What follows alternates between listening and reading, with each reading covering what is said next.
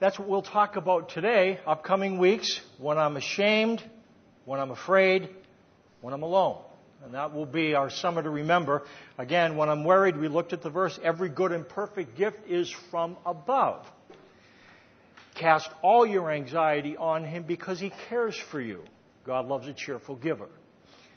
When I am weary, He who watches over you will not slumber. That's the verse we'll look at today. In the upcoming weeks, He gives strength to the weary. So He who watches over you will not slumber. That's the thought about God. That's something about God Himself. Then He gives strength to the weary. That's something God gives us or does for us. And let us not become weary in doing good. The first verse, though, He who watches over you will not slumber. There's a couple reasons why we get weary. We can be weary from a long road or weary from a rough road. Weary from a long road. A number of us have traveled during the course of the summer. A little bit easier to travel these days. Good highway systems. Watch your speed. Got a warning a couple weeks ago. Thank God. Oh, gosh. Long travel. Think of a trip going south or going east or going west. We can be weary from the thought of making a long journey. And in Psalm 121, where our verse is taken from, He who watches over you will not slumber, the psalmist is facing a journey either to or from the mountainous regions of Jerusalem. He's going to Jerusalem because God commanded the Israelites to go there 3 times per year for the festival. So, in fact, they set aside money so that they could make the trip 3 times a year. It was part of the thing they set aside money for. And when they went to Jerusalem, they always went up to Jerusalem. Now, they went up to Jerusalem whether they were coming from the north, south, east, or west, because Jerusalem sits on an elevated plane. And so when you get there, you have to go through the hills. And so this psalmist is facing a long journey, arduous journey, either going to Jerusalem or coming away from Jerusalem. But it really applies not just to having to climb big mountains, but any kind of long journey. Anytime we think of having to go from here to there, and we think of how am I going to do that, whether it be education, how am I going to get through college, or a job, how am I going to get through this push, or whatever. There's a number of things that cause us to become weary. And the psalmist, as he thinks about the journey, he imagines the trip and wonders how he's going to get to where he's going. He wonders if he has the energy to make it. He looks to the hills, thinks about, oh my goodness, and how he's going to be able to make it, whether he's going to be able to do what he needs to do. And then he asks a question written in the sheet. He asks this question, I lift my eyes to the hills. Where does my help come from? Apparently he sees wilderness, he sees hills, he doesn't see a lot of people. Not a lot of roadside rests. He doesn't have AAA. He can't call for roadside assistance. He wonders, how am I going to make this journey? And he lifts his eyes to the hills and he wonders, where does his help come from? And he doesn't see any sources of help anywhere around. That's part of the thing that makes a journey difficult. There's things that we're afraid of. Fear is a response to a perceived threat. Something that is looming large in front of us. And a trip can be like that. It's natural to be somewhat intimidated by a long, difficult journey. Fear is the response to facing a threat. As we've said, anxiety is a little different. Anxiety is not just the response to the threat, but anxiety is about facing it alone.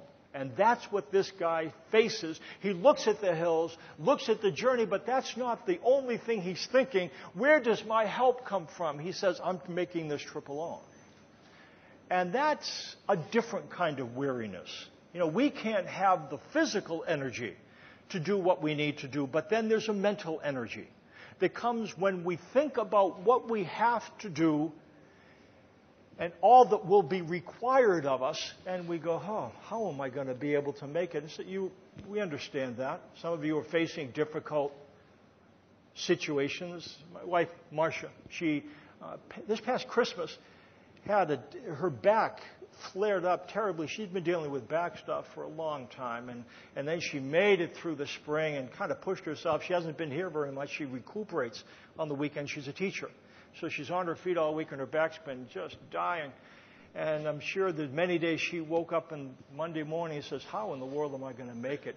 Thankfully, they did a surgical procedure earlier in the summer that is giving her some relief. The second thing she's been dealing with is a knee problem. She found out she was going to have her right knee replaced. She's young to have that done. I won't tell you how old she is. I value my life. She had to have her right knee replaced, and she had her right knee replaced this past Monday. So this is the second part, but now she faces, those of you who had knees replaced, rehabilitation. And so now she has to walk on that thing, and she has to stretch something that doesn't want to stretch and bend it, and so she faces this, and she'll do it. But it's difficult when you face something like that. This individual looks around in the psalm, and he says, where does my help come from? And he finds a source of help. My help comes from the Lord, the maker of heaven and earth. He will not let your foot slip. He who watches over you will not slumber. Indeed, he who watches over Israel will neither slumber nor sleep. He looks for help, and the psalmist scans the horizon. All he sees is rough terrain. He doesn't see others. And then it occurs to him to look in a direction he hasn't looked. He looks within himself. I don't see the energy. I don't see how I'm going to be able to make it. Looks around himself, sees the circumstances. I don't see how I'm going to be able to get across that thing. I don't know how I'm going to be able to do that task. He looks in, looks around. Finally, he comes to look in a direction he hasn't looked. He looks up. Not just this way, but looks up towards God. And guess what he finds? Eyes looking back at him. And that's what this psalm indicates. He's looking for somebody, and then he looks up, and he finds eyes watching him. That's what it says. My help comes from the Lord, the maker of heaven and earth. He will not let your foot slip. He who watches over you will not slumber. Indeed, he who watches over Israel will neither slumber nor sleep. He sees God looking back at him, and God's eyes aren't droopy. He doesn't have sleep in his eyes. It doesn't look like he needs a nap. His eyes are vigilant. He is alert and awake and aware, which is AAA travel. Alert, awake, aware. If you're making a journey, be it physical, emotional, to know that you have a relationship with God, one who is alert, is awake, is aware. And if God is alert, awake, and aware, you've got good roadside assistance, the best. One who cares about you, will watch over you. And as happens to some of us when we're driving, sometimes you close your eyes, and God never has to take a nap. He never gets tired. He sees that he's being regarded by God. When God is the source of help, there is a reason for hope. There's a reason for hope. If God watches over me, there's a reason for hope. Again, I think I've mentioned this before. Growing up, something like this would not comfort me very much. That God watched over me, I knew God watched over me. And in the sense that was given me of what God was like, I was very aware that God watched over me. Scrutinizing me, evaluating me. And the fact that he watched over me didn't really make me that comfortable. In fact, it was something that made me, I know I should want this. I know that this should comfort me, but frankly, it doesn't.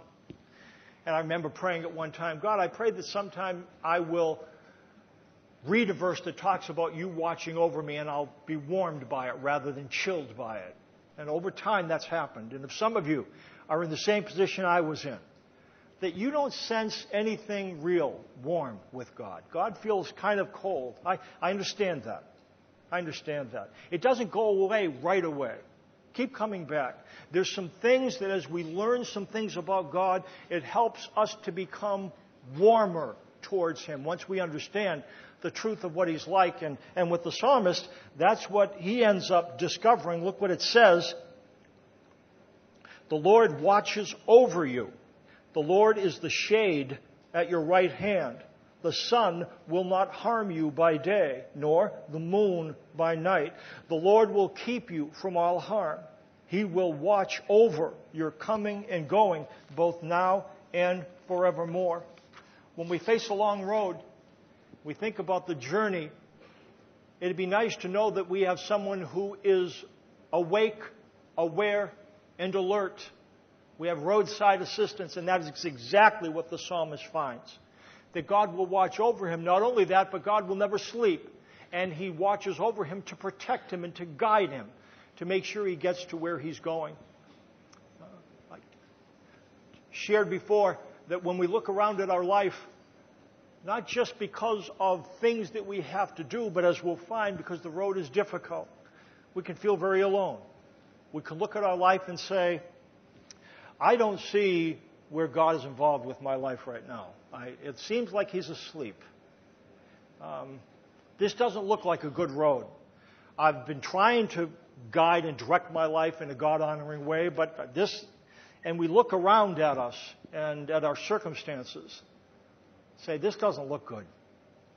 We look inside of ourselves at the energy to deal with these circumstances. Say, I don't see how this is going to cope with this. Interestingly, this individual comes to do the same thing, and he ends up looking up and finds a source of help, finds a reason for hope in God. That can come from having and being on a long road. It seems sometimes the question that we ask, is this the right road or not? It doesn't look like the right road. And a better question, do I have a good shepherd? Do I have a good shepherd? What does your road look like? I say, it doesn't look very good. I see I'm going to have to contend with this and this and this. I have a track record of this, and I have this and this, and we look ahead and we say, I don't know, Mike. This doesn't look like a good road. Maybe a better question, do you have a good shepherd? Or is God watching over you? And will He guide you on your path? That's what the psalmist comes to believe, and it gives him a source of comfort that he's not alone. Even on the midst of traveling a long road, we can be weary from a long road. We can also be weary from a rough road. The last part of the book of Isaiah was written in anticipation of a very long and difficult journey. The northern kingdom of Israel was divided into two halves. The northern kingdom of Israel had been brought to captivity, forced to make a terrible journey to Assyria. Terrible journey. I want to spare you the details about how they were treated and how they had to travel, and it's gruesome. And the southern kingdom was spared. God actually destroyed the Assyrians when they were right outside of the doorsteps of Jerusalem. A plague hit, and 110,000 Assyrian soldiers were killed in the plague. And then the king was killed, and the threat was eliminated. But then Babylon came. And then Isaiah writes at a time where he is telling the southern kingdom of Israel, you dodged a bullet, but the next one you're not going to dodge. The Babylonians are going to come and bring you into captivity. The reason why? Because the needy matter to God, and the Israelites were acting as if the temple was there, and therefore they could do whatever they want, and they were pushing the oppressed aside, and they were leaping over one another to take advantage of the prosperity, and the needy were being deprived of justice and care, and there was idolatry happening. And what Isaiah says, the Babylonians are going to come, and you're going to make a difficult journey. They're going to go into captivity to Babylon. That's what happened. The last part of the book of Isaiah describes their attitude. And let's see what it says. Weary from a rough road, why do you say, O Jacob, and complain, O Israel? My way is hidden from the Lord. My cause is disregarded by my God. When they make this journey, Isaiah predicts the questions that they will ask because it's questions that they have already asked. Are you aware? Don't you care? They're the universal questions of people that are encountering things that they don't want to encounter. When the checkbook balance doesn't look good, aren't you aware? Don't you care? Physical illness, emotional distress, relationship problems. Why is this happening to me? Aren't you aware? You're supposed to care about me. It's almost more difficult for people who believe in God than for people who don't. For people who don't believe in God, it's fate. It's just what happened. You have to deal with it. For people who believe in God, we're supposed to believe that God cares. And then when things happen, these questions bubble to the surface if we allow them to. Aren't you aware? Don't you care? Is it that you're falling asleep or that you're not asleep and you really just don't care what happens? Those are the questions that they will be asking. Questions that we ask when our energy is drained by difficulty, and they are directed to look heavenward. Once again, they see eyes beholding them in the midst not so much of a weary road, a long road, but a rough road. Look what it says. Do you not know? Have you not heard? The Lord is the everlasting God, the creator of the ends of the earth.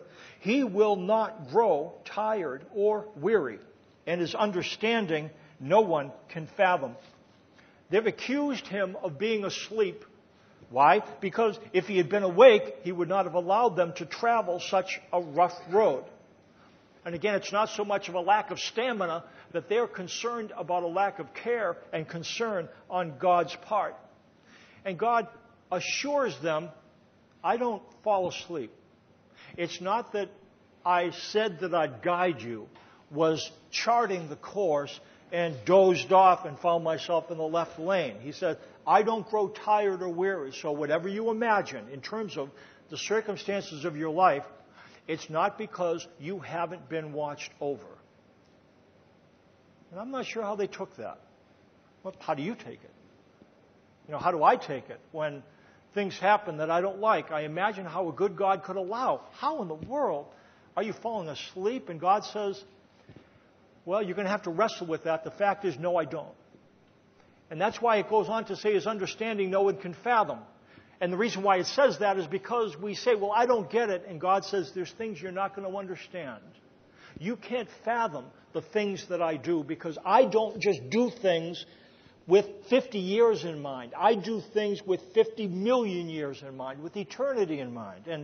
And you're not going to ever really understand why I allow what I allow. But God would say this, it's not because of a lack of care, regard, and scrutiny. And if you're seeking a relationship with God and wonder what in the world He's doing, He does not give you the option to believe that He's sleeping. Because what's our verse? Can we say it together? He who watches over you will not slumber. Let's say it together.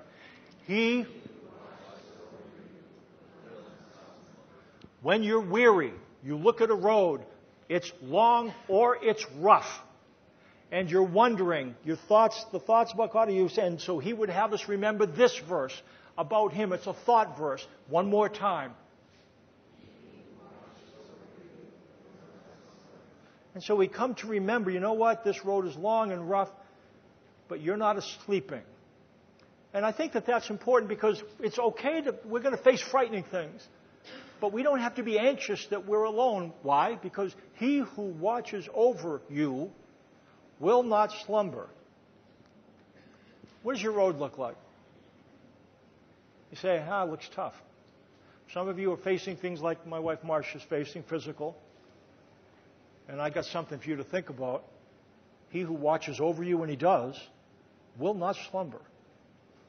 Some of you are navigating a very tricky road where there's a number of things you have to contend with, and you don't know how it's going to work out. You're afraid. He who watches over you will not slumber. Some of you see a long journey. He who watches over you will not slumber. And I'm talking to you. I'm talking to you. He who watches over you will not slumber. I'm not talking about the person next to you who's really godly. I'm talking about you. All of us. He who watches over you. He who watches over you. You. You. He who watches over you will not slumber.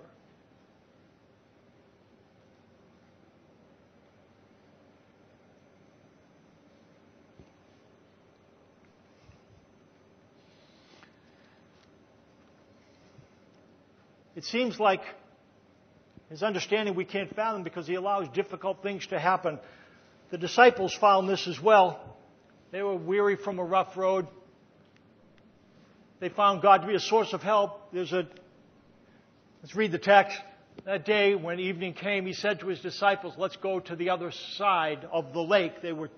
Jesus had been teaching by the side of a lake, and he said, okay, let's go to the other side. Now, it's really important you remember this. Whose directions are these? Who said, let's go to the other side? Was it the disciples' idea or Jesus' idea? Jesus' idea. Okay, so when they get into the boat and get into the middle of the water, whose will is it that they go into the boat and be in the water? Whose will is it? Okay, it's Jesus' will. And that's going to be real important because what's going to happen, leaving the crowd behind, they took him along just as he was into the boat. There were also other boats with him. So they had a little flotilla of boats. A furious squall came up, and the waves broke over the boat so that it was nearly swamped.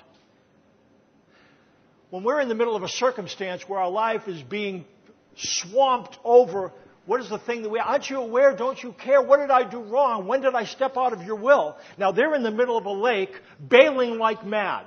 Are they out of the will of God? Are you telling me then that you can be in the midst of a circumstance in which you're bailing like crazy and be in the middle of God's will? That's exactly right.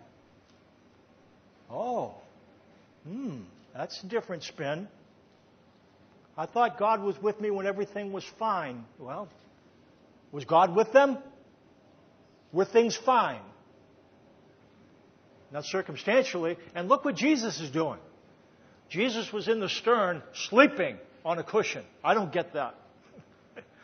So obviously this boat, but salt was slapping him in the face, and he's sleeping. What do you think their response is going to be?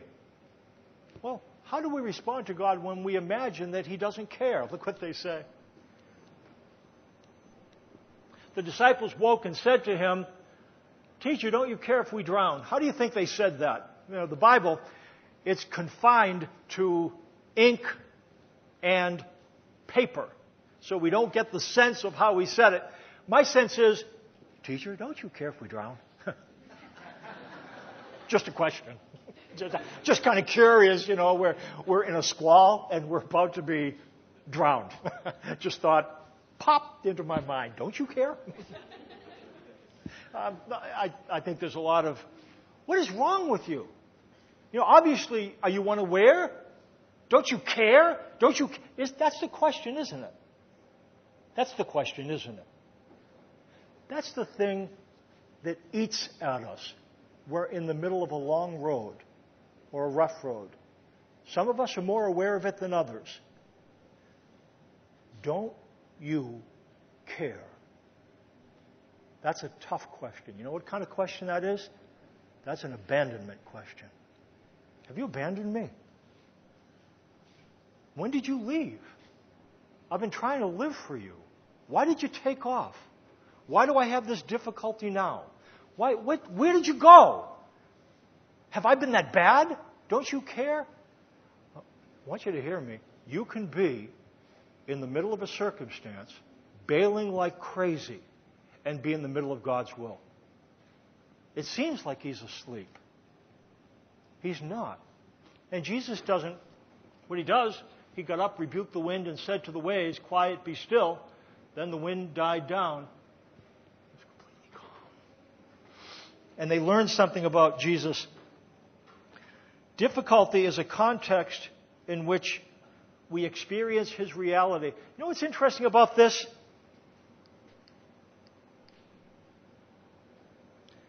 This thing right there were also other boats with Him. I never saw that. And so, they're out in the middle of this lake. Jesus is asleep in one of the boats. The disciples say, "Teacher, don't you care if we're drowning?" And then He gets up and says, "Peace, be still." And the disciples who are in the boat see, "Who in the world is this?" But then there's other boats, and they experienced it as well.